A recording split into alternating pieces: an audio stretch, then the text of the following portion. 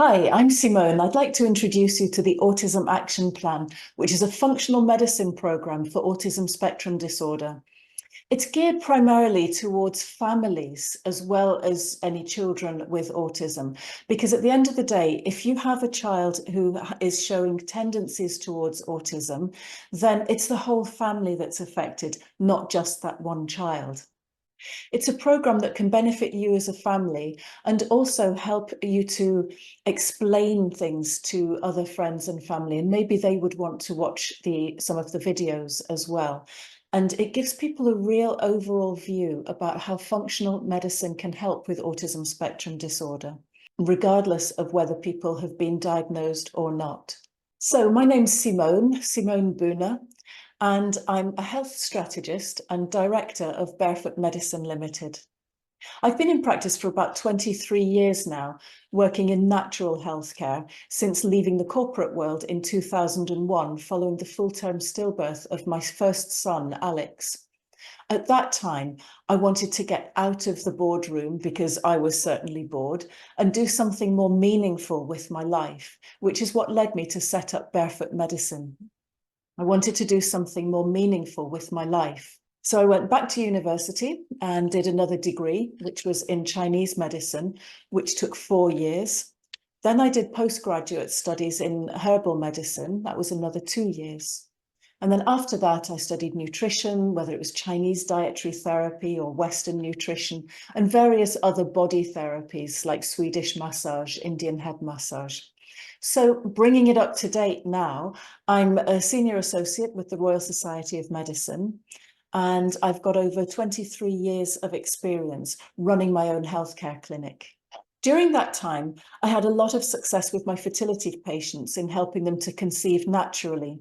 But over the years, I noticed that there was quite a significant number of children being born either with autism or on the spectrum somewhere or with ADHD and various other neurodivergent conditions. As you can imagine, I'd grown quite close to those families and been through the ups and downs of their whole fertility journey with them. And so we remained in contact afterwards.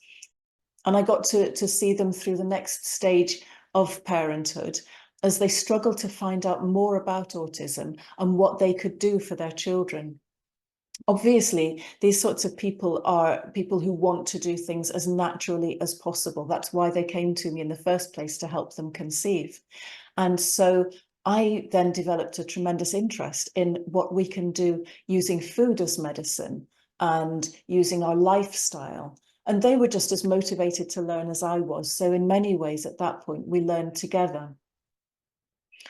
But it became increasingly obvious that this was a problem that was much, much bigger than just the people that I'd been working with. And it really did seem that there was a lack of information and support out there for people who wanted to help themselves. Some had difficulty getting a diagnosis in the first place, which meant, of course, that they then couldn't access the support that they needed in maybe schooling, for example.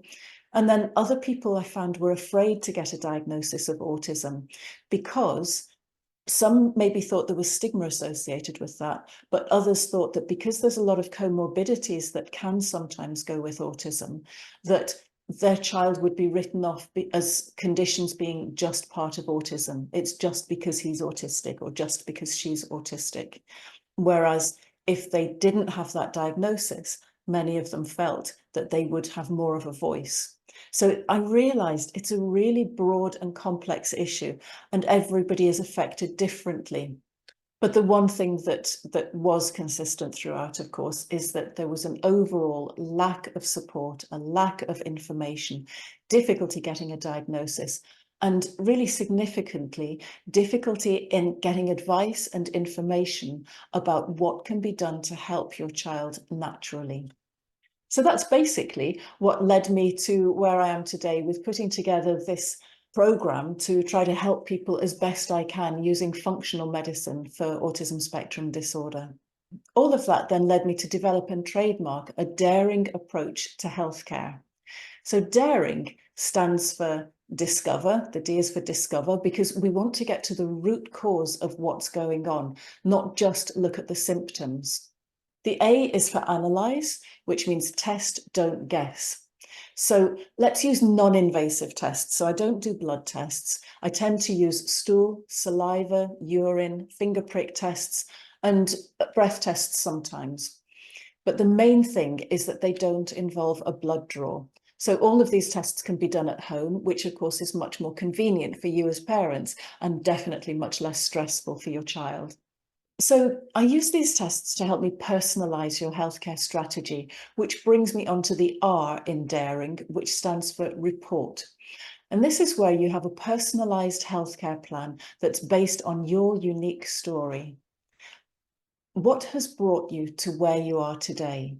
So we have a chat together using the information that we get one-to-one and the information that's gleaned from the lab results.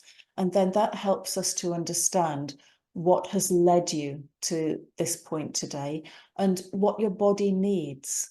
And then we work out what to do by kind of reverse engineering it. And then we integrate that plan into a lasting, healthy lifestyle. Because really and truly, I don't think it helps anybody to try and change anything suddenly or change it overnight.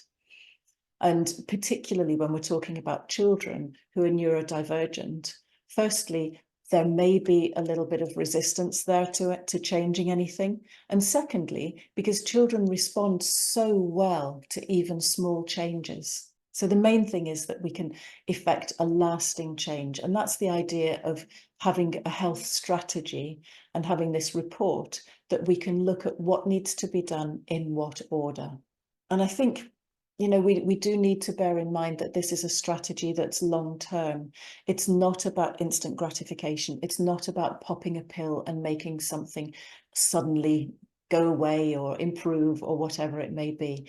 This is about lasting healthcare and the little changes we can make along the way for a much better outcome in the future. The N in daring stands for nourish. And this is about nourishing your body and your mind. So we all know that if you have the right food and supplementation, then physiologically, you're going to be a lot better. But nourishing your mind also helps your body to maintain homeostasis. It'll help to keep your mood more even and your hormones balanced, which of course has a knock-on effect on balancing your wake-sleep cycle, so you get a better night's sleep. We also need to look at nourishing your environment because that can help you to have a calming, soothing environment to live in, which will lower your cortisol levels, help to reduce stress, and help your body to rest and recover. So in this end section, which is about nourish, I look at all sorts of things from supplements, yes, which we've already mentioned, but hobbies, therapeutic art, expressive art, crafts, interior design, just doing something that's going to help you to feel better about yourself and to help nourish your environment as well. And then finally, the letter G in the daring approach stands for guide. As I said at the beginning, I found that there's been a real lack of support in the community for some of the families that I've worked with in the past. And so I want to guide people towards a sustained recovery. If I had to sum it up, I would say that that the daring approach is all about being your partner from discovery to recovery, where you have a guide to lasting wellness that includes troubleshooting as well, so that in the future you can refer back to this guide and spot things before they arise. So it's a section saying, if you spot this, then consider that, and you have ideas about what you can do about it. So that's the daring approach to healthcare. Now we'll move on to look at this 12-week programme and how it works. Firstly, for your convenience, all of our appointments are done online or on the telephone. So it can be a video link that you can access through the Healthy portal, and you'll have access to my calendar so you can book your appointments or book a phone call if you prefer. And the other thing to say is that test kits are sent out to your house. Again, it's much better for you to be able to do that at home rather than take your child into a stressful environment. And then the courier will just come to your house and pick them up. So you just go online and book a slot with the courier company. Now, I've described this as a 12-week program. And because it's 12 weeks, we'll take roughly 2 weeks on each of the topic areas. So as I say, for the first couple of weeks, it's going to be the discovery phase, the introduction to functional medicine, so that you understand what this approach is all about and how we get to the root cause of health conditions. Then in weeks 3 and 4, we'll look at body systems and personalised healthcare plans. In functional medicine, there are 7 core body systems. And the whole principle is that we look at which systems are out of balance rather than just looking at symptoms. So you can think of it like a functional medicine tree where we want to get to the roots, but the symptoms are perhaps all the leaves. Because really and truly, going after symptoms is just like whack-a-mole. As soon as you fix one symptom, then another one pops up. Whereas looking at body systems, you can start to see how one little change in one body system has a knock-on effect on all the other body systems. And that can happen in a positive way or in a negative way. So we really want to understand the effect of everything that we're doing on all of the systems. Then the next 2 weeks, which will be weeks 4 to 6, we'll look at using your food as medicine for autism. I should also say that actually, although food can be medicine, it can also be the worst poison. So it's just as important to know what to avoid as it is to know what to eat. So that's what we'll be covering at that time. And we'll look at particular relevance to neurodiversity, because what I've found is that the body systems in somebody who's neurodivergent are likely to be more sensitive to things. So there's a lot of information to cover in those couple of weeks about what can heal and what can harm, and how to realistically and gradually shift dietary habits. Because I do recognize that it's not always easy in people who are on the spectrum to change diet, to encourage eating different foods. So it's got to be done in a realistic way that fits with your family and your circumstances and your preferences as well. Some people are vegan, some are vegetarian, some want halal food. So this is where the personalization comes in. From week 7, we'll be looking at lifestyle medicine. So in these couple of weeks looking at lifestyle medicine, we'll be considering how to avoid the triggers and how to reduce anything that's mediating, that's facilitating, if you like, and also what we can do to make any genetic predisposition less likely to manifest. Then during the nourish phase, we've got a couple of weeks looking at mindfulness-based stress relief and designing healing spaces as well. So I really love this. You know, this is about it's kind of like interior design, but it could be anything from creating a sensory space to looking at the color you paint your rooms, anything that's, you know, which colors are relaxing, which colors are stimulating. So it's kind of the psychology of color. There are also, maybe there's the opportunity to have a calm room or a meditation space in your home or even in your garden, but somewhere that any of you can go when you just need some time out. So I suppose you could say it's a kind of positive twist on the naughty step. It's just having some time out where you know you won't be disturbed and where you can just regain your balance. But there's a lot of things that you can do around your home, and it's fun. It's something that the whole family can get involved in. Maybe not for everybody. Some people might like to just go out and blast their stress out on a motorbike or gardening or whatever it may be. But this is the section where we'll explore those ideas and almost give you permission to actually engage in your hobby and find time for it. And this, again, as I said, comes into mindfulness-based stress relief. So I will be offering suggestions for meditations, and I've got videos that you can watch or audios that you can listen to with those meditations. right from beginner level to advanced, or if you want meditations to help you with your work, there's all sorts there as well. Another aspect to this actually is therapeutic art, and that's something that I really enjoy. I did a 12-month course on that last year, and it's really an eye-opener because it can be just about knitting or crocheting if that's your hobby, but it's also about expressive art. And people say, oh, I can't draw, I can't do this, I can't do that. But actually, with expressive art, yes, you can. And it can really give rise to some excellent insights into your mood, your environment, and it can be very, very helpful as well as fun. Finally, in the last couple of weeks, we'll be looking at opportunities, organisations, funding opportunities, charities, all sorts of things that are there that are available for you. And for the people who are neurodivergent, there may be organisations that can help to bring out the best of their abilities. So let's move on now to the actual practicalities. How is the programme going to run? Well, first of all, we've got the discover phase that I told you about. And so during this phase, you will be given, so right from the start, you will be given questionnaires to complete. The more information you can give me at this stage, the better. So some of that will be in the form of questionnaires that you fill in online. That's kind of for the factual bits, you know, age, height, weight, medical history, accidents, trauma, that sort of thing. If it's also relevant, then I may ask you to complete the World Health Organization Promise Scale, which looks at quality of life as well and how happy you are with your quality of life.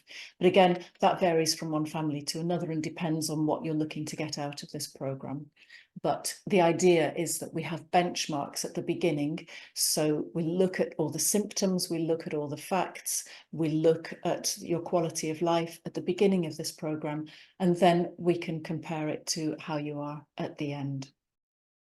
I suppose the important thing to recognise is that your quality of life as parents is just as important as looking after your child's quality of life as well. And so I don't want you to kind of fall by the by. And the other aspect, of course, is any siblings that may be the brother or sister of somebody who has been diagnosed as being autistic. You may have heard of glass children, and this is a reference that's given to siblings who feel not so much overlooked, but looked through. So that's another important aspect that we will be considering.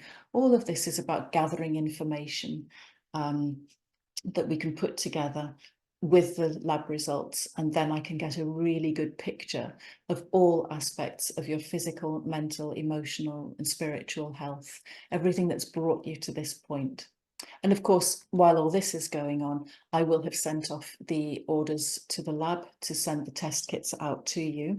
And you will have access through the Healthy portal to find out more about the tests and what you need to do to prepare for the tests, because some of them will require coming off supplements, not medication. Never come off your medication that your doctor has put you on, but you may need to come off some supplements before you do the lab tests. Then we'll move on to the analyze step, which is the A in the daring approach. There are 5 tests that I really tend to focus on, and that's the purpose of this video really, is to explain to you what we can test for and why. So when I'm working with clients and their families, these are the 5 that I use to get to the root cause of the symptoms of autism spectrum disorder. So this is primarily about functional testing that we decide to do. If there was only one test that I could do, then it would be the organic acids test, because it gives us so much information. There's the gut function test, and the one that I usually use actually has 2 add-ons, zonulin and Helicobacter pylori, H. pylori. The third is a food intolerance test. Again, I add on yeast and candida to that because they're opportunistic infections that are very, very common in people who are on the autism spectrum. But we need to identify whether they have a genuine food intolerance or if they've got, for example, leaky gut syndrome. And that's where the zonulin comes in that I mentioned with regard to the gut function test, because zonulin is a really good indicator about gut permeability. Finally, we've got the mycotoxins test and glyphosate. These are, I would say, they're often present in severe cases of autism. They don't have to be tested for in everybody, but they're uncomfortably common. So let's have a look in more detail at these tests. Firstly, the organic acids test. So organic acids test actually gives us so much information that really I could just do a completely separate presentation just on that. But suffice to say that if there was only one test I could do, then this would be it. So why do you need an organic acids test? Most people haven't even heard of organic acids test, and why would you? But basically, organic acids are chemical compounds that are products of metabolism, which means it's kind of the sum of all the chemical reactions from building new molecules and breaking down waste. So it encompasses everything that happens, all the biochemical reactions in our body. So it's kind of a biochemical soup that the cells are bathed in. So the organic acids test is a really comprehensive metabolic assessment that provides very valuable insights into various physiological processes, including gut health, neurotransmitter levels, nutritional deficiencies, antioxidant status, oxalate levels or oxalate metabolism, and very importantly, glutathione levels. And that will help us to understand how effectively the body is detoxifying. Again, this is really crucial to understand in somebody who is on the autistic spectrum. So the organic acids test is a urine test. It's done first thing in the morning. If that's likely to be difficult for you to get, or if your son or daughter is still in nappies, then just let me know and the laboratory can provide you with nappy liners. That's not a problem at all. A lot of people ask whether I do blood tests too. So the organic acids test is a really good case in point, okay? So the reason organic acids tests are usually done using urine is because the reason your organic acids tests are usually done using a urine sample is because they're not extensively reabsorbed by the kidneys. Because of this, organic acids in the urine are often up to 100 times more concentrated than they would be in the bloodstream. So that's why a urine test is absolutely ideal for this. So why would you even want to know about organic acid levels? Well, firstly, imbalances in neurotransmitters can be measured using this test. And neurotransmitters are going to affect mood, behavior, focus, attention, and in fact, overall cognitive function and ability is really strongly implicated here. So quite often supplementation can improve neurotransmitter function, but treatment can only be targeted once we know the needs of each individual. So this is a typical example of where you hear somebody saying, hey, this worked really, really well, you should try it. Maybe that's true, maybe it would work well for you, but maybe not. The important thing is that we find out exactly what your child needs or which nutrients he or she is deficient in. And the organic acids test can reveal markers of nutritional deficiencies, such as vitamin needs or fatty acid imbalances. Fatty acids are really important for overall health and development and cognitive function, because remember, the brain is mainly made of fat and it obtains its energy from the nutrients that we eat. So the ability to digest fats and break them down is extremely important for cognitive function. Also, certain vitamins are fat soluble. And so if there's a deficiency of certain fats, or if you can't break them down, then you're likely to be deficient in certain vitamins as well. One of those vitamins, of course, is vitamin D, which is really important for your immune function so that you don't catch all the bugs that are going around. So again, we can gather all of this information from either a metabolic test or from the organic acids test. I mentioned oxalate metabolism before. That's also measured because elevated oxalate levels can contribute to behavioural problems as well. So typically they would cause irritability and mood swings. And it can also then go on to trigger mineral imbalances as well. So that's just another important marker that we assess. One aspect I haven't spoken about yet is the mitochondria, which is the powerhouse of the cell. So the organic acid test does give us an indication of any mitochondrial dysfunction. And that would be manifested in energy levels and physical stamina most noticeably. But overall health is significantly affected because, of course, the mitochondria are the absolute powerhouses of every cell, pretty much every cell in the body. If they're not functioning properly, then any cell can potentially be affected. But as I said at the beginning, the organic acids test gives us a huge amount of information, and this is just the tip of the iceberg. So here's an example of one of the organic acid test results. They don't all look like this, but broadly speaking, they do all have this color code where green means there's no imbalance, yellow or amber means there's a moderate need for support, and red means there's a high need for support. So we know what order to treat everything in and how to prioritize your personalized healthcare plan. Now we'll move on to the gut function test. So again, there's different companies that I use, but the main one for this is one that includes add-on markers of zonulin and H. pylori, which I mentioned before. But any gut function test is going to look at your ability to digest and absorb nutrients from your food. So we need to know a couple of things overall when looking at your health as a complete package. When we're looking at it holistically, we need to know firstly that you're getting the right nutrients for all of your body systems to work properly. And then secondly, if you are getting those nutrients, are you able to break them down, absorb them and digest them, and then get them to where they're needed? So that's essentially why we do the organic acids test and the gut function test, or a metabolic test as well. So that's the information that we get that gives us an overview of what's going on in your body. The gut function test also looks at inflammation and immunology, because if there's an immune response, then there will be inflammation present. And your mucosal layer, which is basically the lining of your gut. So it goes from your nose, your mouth, your throat, all the way through your GI tract, as well as your lungs, down and then out the other end. All of that lining has a mucosal layer, so that any infection that triggers that will trigger a response and then cause inflammation in that area.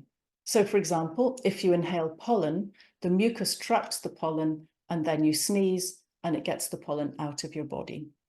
And if you have hay fever, then you will know that gradually you start to produce more and more mucus and everything feels swollen, your nose feels swollen, your sinuses feel swollen. That's the inflammation. So all of that is part of the normal inflammatory response caused by inhaling or ingesting a pathogen.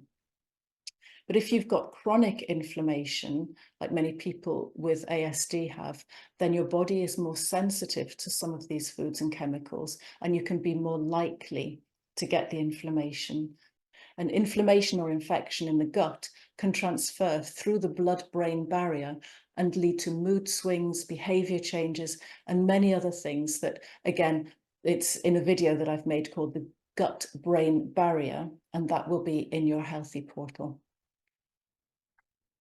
Of course, in the gut function test, there's also intestinal health markers. Again, a lot of people I find who are on the spectrum have SIBO, which is small intestinal bacterial overgrowth. And there's often an issue with either constipation or diarrhea, and many people alternate between the two. Now, although the constipation can be psychological, related to the autism, it can also be physiological related to the diet. So that there are separate issues, but nonetheless, it's easiest to address anything that's related to the gut, and detoxification of the gut and of cellular waste is extremely important. So we look at all these intestinal health markers, the balance between good and bad bacteria, the detoxification process, any bloating or indigestion, or anything that may cause discomfort. So with this in mind, if your child is non-verbal, it's going to be particularly important to understand this because they may not be able to tell you if they're in discomfort. But my goodness, if we think about it, if any of us has stomach ache, we know that it's going to affect our mood and our behavior. Our concentration is going to be going because we're focusing on the pain in our stomach. So those markers are going to be very, very helpful if your child is unable to tell you what's going on, but if there is something that's causing some discomfort there. Zonulin is a very good indicator of intestinal permeability, the gut-brain axis. So as I mentioned, sometimes people can have a reaction to food. It could be the food that's the trigger, or it could be that the intestinal permeability is not strong. And by this, I'm referring to something in the gut lining called the tight junction. So if it's as tight as it should be, then there's not a problem, and your food will go down the digestive tract in the normal way. But if it's not as tight as it should be, then food particles will go through it and trigger an immune response, not because you're allergic to the food itself, but because your body's saying, hang on a minute, that doesn't belong here. It's a foreign body. So that's why I've included the zonulin marker in the gut function test. And I also mentioned the H. pylori. I've added this because it can really assist, it can exist in the gut without giving any symptoms, but it can cause problems down the line. So it's really useful to know if it's present sooner rather than later, because again, it could be triggering an immune response or inflammation behind the scenes before anything becomes obvious. So here's an example of a gut function test. Again, yours may or may not look like this, but you can see once again the traffic light system and the scoring of 0 to 10. On this particular example, where I said 0 is good and green looks good, you can see that under the inflammatory column, it's green. It looks like the need for inflammation modulation is not there and that there's no need for support. But if we look along to the column on the right, and you can see that there is infection and that infection is in the red zone and it's up at number 7, then that's telling us that there is an infection present. So at this point, I'd look at the report and say, okay, if there's an infection, why is there no inflammatory response? Now let's move on to food intolerance, yeast and candida. So this is another test that I was telling you about, which is food intolerance is the standard, but I include yeast and candida because it is so common in people on the spectrum. This is a finger prick test. So you would have a small lance and you get a couple of drops of blood from the finger and just blot it onto some blotting paper. It's very simple to do at home, and then you pop it in the prepaid envelope and send it off to the laboratory, and then I'll get the results about 2 weeks later. But using that test, we can identify any sensitivities to 190 different foods, including dairy, cheese, which of course is important with regard to casein, and gluten as well, and see which of them, if any, is triggering an immune response and hence inflammation in the gut-brain barrier. This is very low-hanging fruit because it's somewhere that we can influence on a daily basis right from the start. So it would give you a good indication of what you can do at home that will really benefit your son or your daughter right from the get-go. So whether it's neurological, gastrointestinal, whether it's movement related or behavioral disorders, then very, very often there is an IgG food sensitivity that needs to be addressed. So that means that the elimination of IgG positive foods may improve the symptoms very significantly. Finally, we've got the tests for mycotoxins and heavy metals. Mycotoxins are toxins from mold, but they're some of the most prevalent toxins in our environment. They're metabolites produced by fungi, which can infest buildings, vehicles, and even food. Most mycotoxin exposure in North America, Europe, Australia, and the UK are through airborne exposure. But fungi can grow on pretty much any surface if the environment is warm and wet.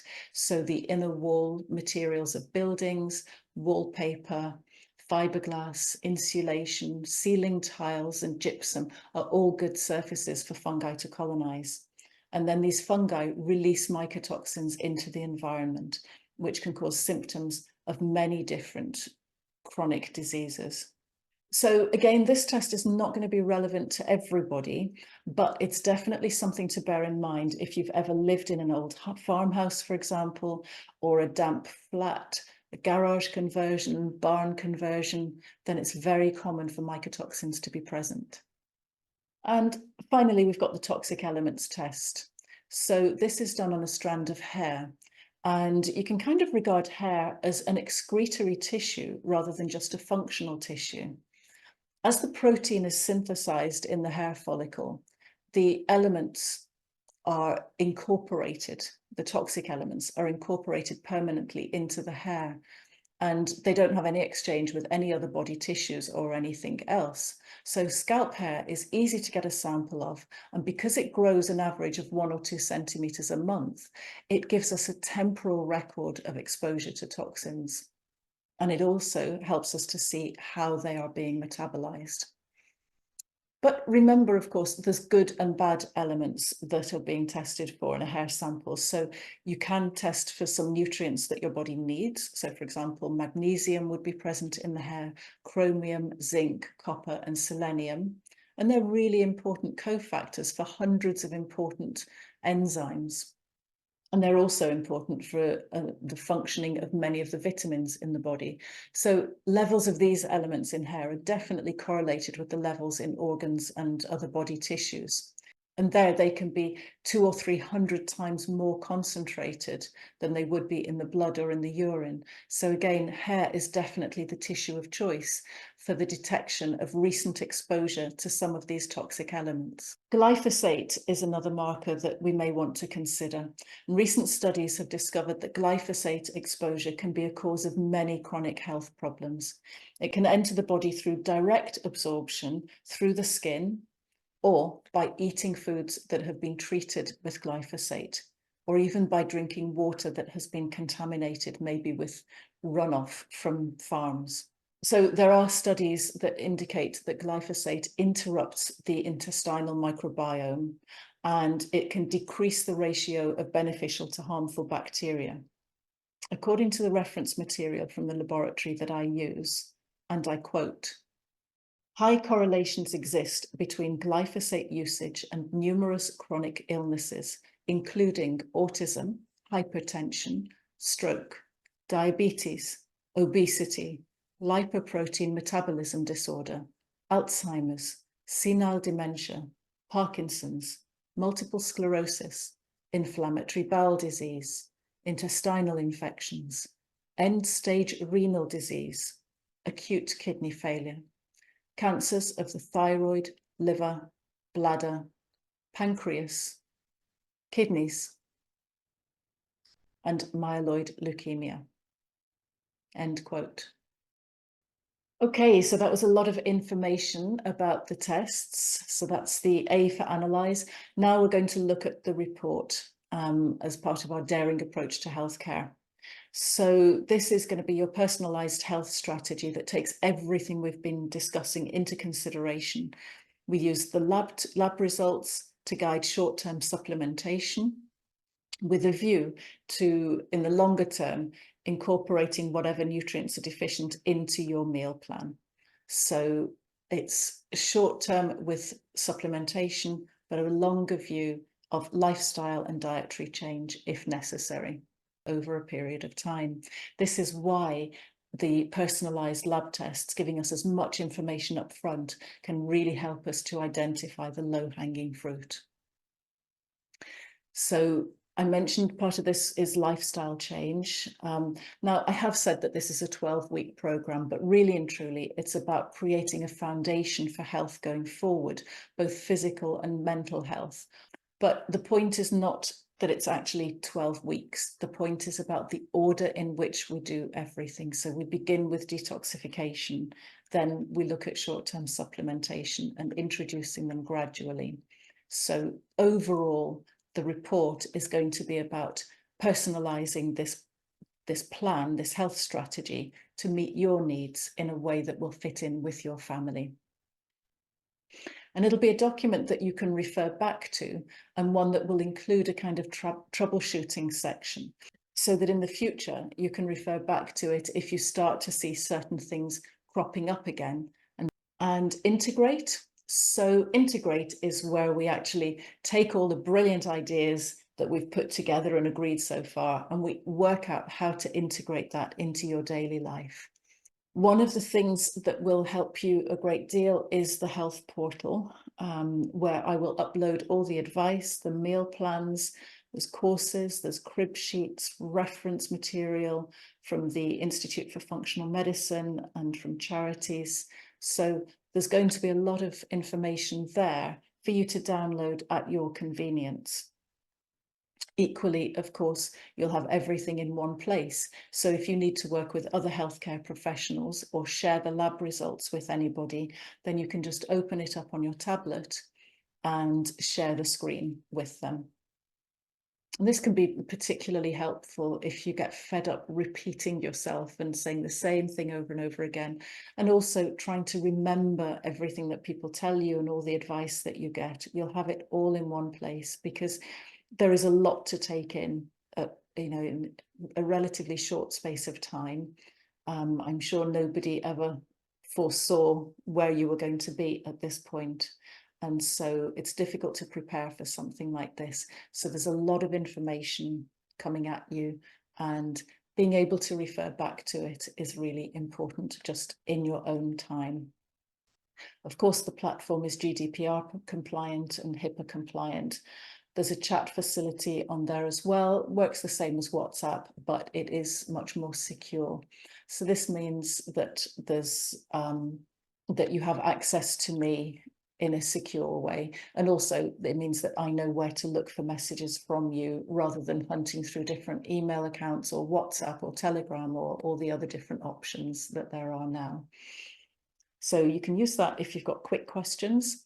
But if you want a longer session with me, then you will have credits on your account for various appointments, and you will be able to have access to my calendar so that you can have a longer, more in-depth conversation, for example, when we want to review the lab tests together. And that leads us to the nourish phase. As I mentioned right at the beginning, it's about nourishing your body and your mind. So that means, yes, physiologically, nourish yourself with bespoke supplements, meal plans, but also nourishing the mind with mindfulness-based stress relief. We might look at interior design, color psychology, healing spaces, sensory toys, sensory rooms. This section really is going to be tailored towards you. So let's have a chat about what's going to make your home a calm and healing environment for you as well as for your child. So then finally, there is the guide that I mentioned, the guide to sustained recovery. As I mentioned at the beginning, a lot of families that I've worked with feel that there's a lack of coherent information. Other people feel overwhelmed by the amount of information. It's difficult to get the balance right. So that's why this guide is going to be here for you to refer to as and when you need to. So what are the next steps? Well, first of all, thank you for listening this far. There's been an awful lot of information for you to take in. I suppose the next thing is for you to decide which of the tests you would like to go with, because ultimately, whichever tests you choose is going to have an impact on the overall cost. Whichever ones you decide to have done, you will have access to all the services that I've discussed so far in this video. So basically, everybody has access to the same services. You all have your one-to-one personalised advice and support for you, for the individual, for family, whatever it may be. The online meal plans are a timetable where you're given recipes for breakfast, lunch and dinner, and you can print out grocery lists. Or you can have the Institute for Functional Medicine meal plans. Of course, everybody will have access to the health portal and to my calendar. You can book online consultations with me. You've got the secure chat facility. We can share documents. You've got videos and courses to guide you through every step of the way. And then if it's relevant for you, you can use the app to log measurements, height or weight.